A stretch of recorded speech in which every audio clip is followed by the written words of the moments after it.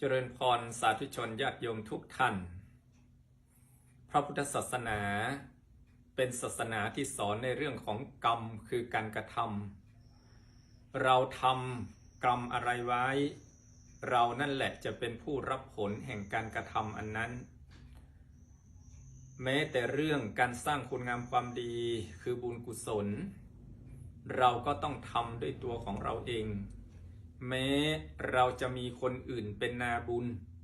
ดังที่พระเจ้าตรัสว่าพระภิกษุสงฆ์เป็นนาบุญอันยอดเยี่ยมของชาวโลกแต่ตัวเราก็ควรจะเป็นนาบุญของตัวเองหากเราไม่มั่นใจว่าคนอื่นจะบริสุทธิ์หรือไม่เราทำบุญกับพระรูปนี้แล้วจะได้บุญไหม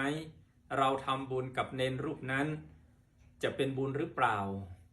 พระพุทธองค์ก็ทรงชี้แนะให้เรานั้นปลุกบุญที่ตัวเองมีอยู่ครั้งหนึ่งพระพุทธองค์เสด็จไปบิณฑบาตไปเจอชาวนาก็ถามพระพุทธองค์ว่าพวกผมทำนาปลูกข้าวก็ได้ข้าวพ่อค้าวานิชเขาขายของก็ได้กำไรแล้วพระองค์ทำไมไม่ปลูกข้าวทำไมไม่ทำนาทำไมต้องมาขอก้อนข้าวคนอื่นกิน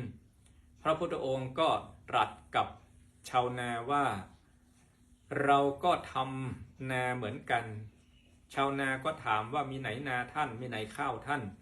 พระพุทธองค์ก็ชี้เข้าหาตัวเองแล้วตรัสว่านี่แหละคือนาของเราแต่เราไม่ได้ปลูกข้าวเราปลูก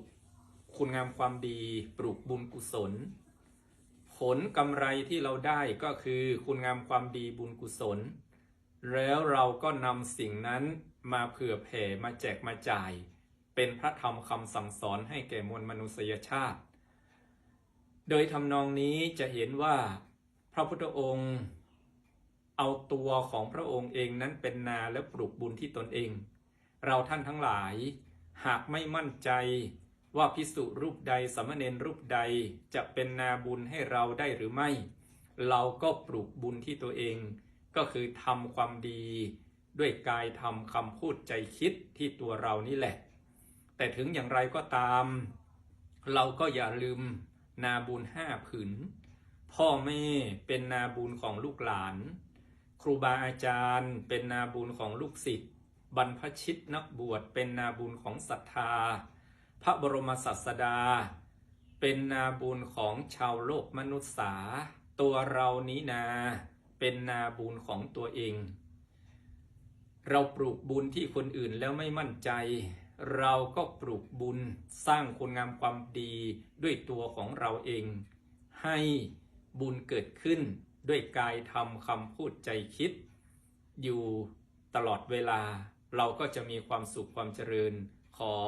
อำนวยพร